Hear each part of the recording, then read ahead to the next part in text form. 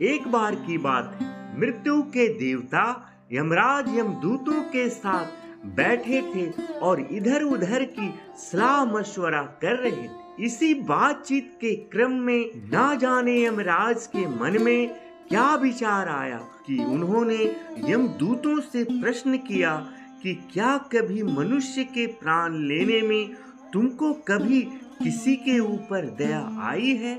यमदूतों ने कहा कि नहीं महाराज, हम तो केवल आपके दिए हुए निर्देशों का पालन करते हैं। फिर यमराज ने कहा कि बेझिझक होकर बताओ, क्या कभी किसी मनुष्य के प्राण लेने में दया आई है? तब एक यमदूत ने कहा कि महाराज, एक बार ऐसी घटना हुई थी जिसको देखकर हमारा हृदय पसिज गया था। तब यमराज पूछते हैं, बताओ वह कौन था, क्या घटना थी? तब यमदूत कहते हैं, महाराज, एक दिन हंस नाम का राजा शिकार पर गया था और वह जंगल के रास्ते में भटक गया था और भटकते भटकते दूर राजा की सीमा पर चला गया। वहाँ एक हेमा नाम का शासक था और उसने अपने पड़ोस के राजा का खूब आदर सत्कार किया।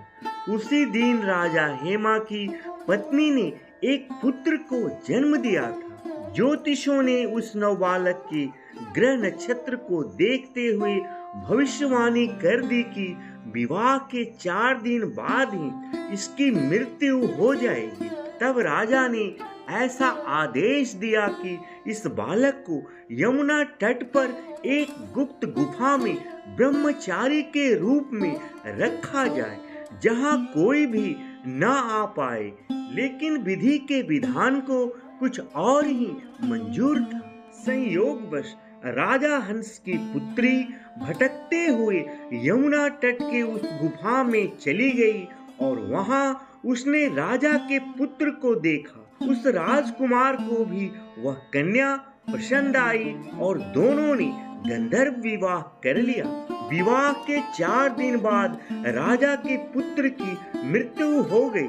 अपने पति की मृत्यु देख राजकुमारी जोर जोर से रोने लगी। तब यमदूतों ने कहा कि उस नवविवाहिता का विलाप सुनकर हृदय पसिज गया था। सारी बातें सुनकर यमराज ने कहा कि क्या करें, यह तो विधि का विधान है और मर्यादा में रहते हुए हमें यह काम करना ही पड़ेगा। इसके बाद यमदूतों ने यमराज से पूछा कि हे महाराज, क्या कोई ऐसा उपाय है जिससे अकाल मृत्यु से बचा जा सके? तब यमराज ने कहा कि धनतेरस के दिन विधि विधान के साथ पूजा अर्चना करने और दीपदान करने से अकाल मृत्यु नहीं होती। इस घटना की वजह से धनतेरस के दिन भगवान धन्वंतरी और माता लक्ष्मी की पूजा की जाती है और दीपदान करने का विधान है। इसे यम दीपदान कहा जाता है, जो 5 दिनों तक यानी भाई दूज तक रोज जलाया जाता है। यह दीपक घर के मुख्य द्वार के बाहर दक्षिण दिशा की ओर रखा जाता है।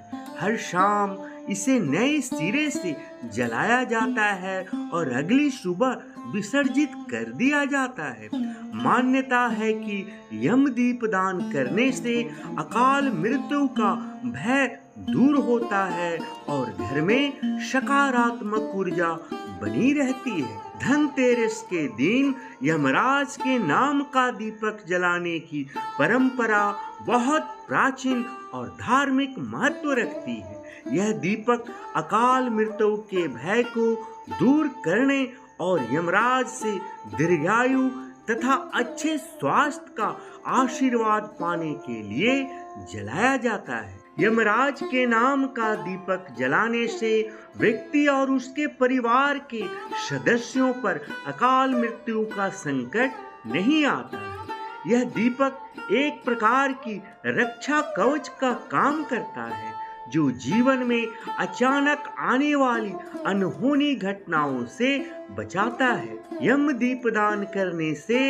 यमराज प्रसन्न होते हैं और परिवार को लंबी उम्र एवं अच्छा स्वास्थ्य प्रदान करते हैं। धार्मिक मान्यता के अनुसार यम का दीपक जलाने से व्यक्ति को मृत्यु के बाद नरक में जाने की नौबत नहीं आती है। यह कर्मों की शुद्धि और आत्मा की शांति का प्रतीक माना जाता है।